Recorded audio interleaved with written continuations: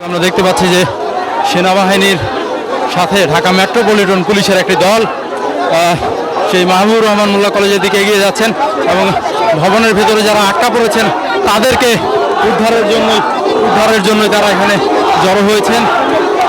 এই মুহূর্তে আমরা দেখতে পাচ্ছি যে ঠিক তার সামনেই শিক্ষার্থীরা তাদেরকে স্লোগান দিয়ে প্রতিরোধ করেছেন। এই মুহূর্তে প্রশাসনের একজন বড় কর্মকর্তা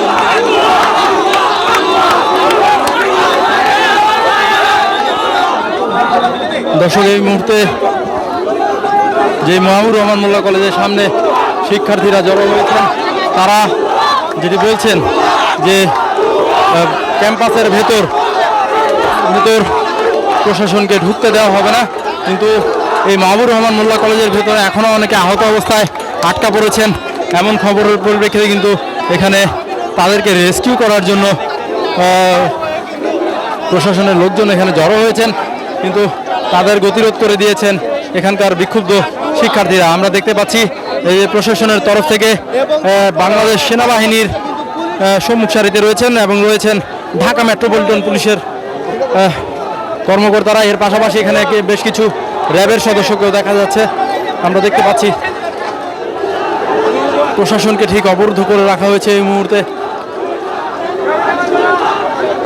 প্রশাসনকে অবরুদ্ধ করে তারা ভুয়া স্লোগান দিচ্ছেন।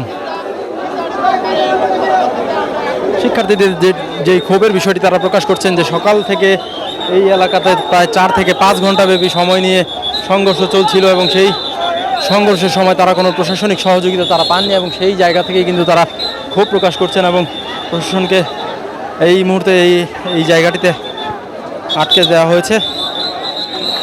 আপনারা নিশ্চয়ই দেখতে পাচ্ছেন বাংলাদেশ সেনাবাহিনীর চৌকস দল এখানে এসেছেন রেস্কিউ করার জন্য, কিন্তু এই মুহূর্তে আপনারা দেখতে পাচ্ছেন যে তারা আসলে নানান ধরনের স্লোগান দিচ্ছেন।